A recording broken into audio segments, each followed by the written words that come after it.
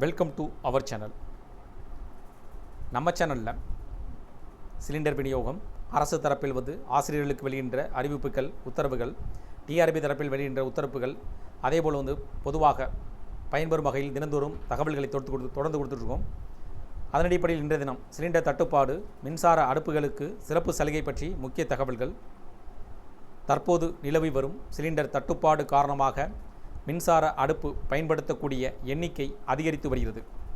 இதற்கிடையில் மத்திய அரசு மின்சார அடுப்பு பயன்பாட்டில் சிறப்பு சலுகைகள் வழங்க இருப்பதாக, புதிய திட்டங்கள் தொடங்க இருப்பதாக தகவல்கள் வெளியாகியுள்ளது.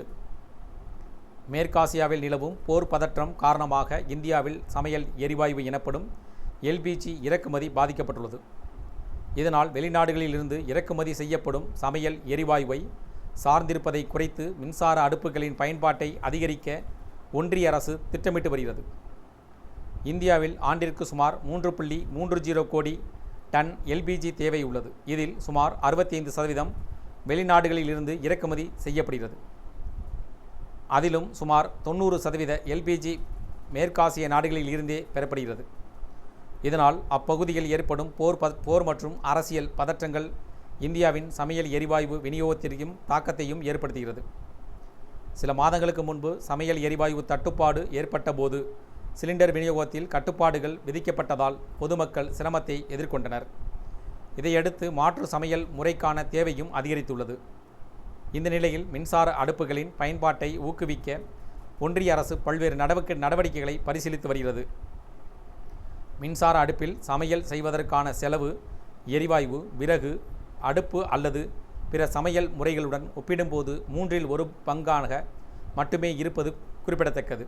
மேலும் மின்சார அடுப்புக்கான உபகரணங்களின் இறக்குமதி வரியை குறைப்பது, மானியங்களை வழங்குவது, மின் விநியோகங்கள் கட்டமைப்பை மேம்படுத்துவது உள்ளிட்ட திட்டங்கள் குறித்தும் ஆலோசிக்கப்பட்டு வருகின்றன. அது மட்டுமல்லாமல் தற்போது வெளிநாடுகளில் இருந்து, குறிப்பாக சீனாவில் இருந்து இறக்குமதி செய்யப்படும் சில மின்சார அடுப்பு உபகரணங்களை உள்நாட்டிலேயே தயாரிக்கும் அரசு திட்டமிட்டிருப்பதாக கூறப்படுகிறது.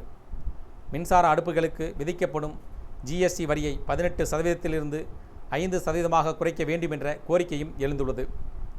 அதே நேரத்தில் மின்சார அடுப்புகளின் பயன்பாடு அதிகரிப்பதால் மின் தேவை அதிகரிக்கும் என்பதால் மின் விநியோக கட்டமைப்பை வலுப்படுத்த வேண்டிய அவசியமும் ஏற்பட்டுள்ளது.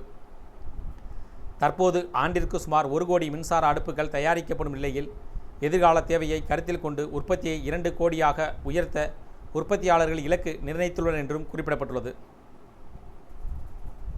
இந்த தகவல்கள் உங்களுக்கு பயனுள்ளதாக இருந்துச்சுன்னா வீடியோக்கு ஒரு லைக் பண்ணுங்கள். மீண்டும் இதேபோல் ஒரு பயனுள்ள தகவலை சந்திப்போம். நன்றி.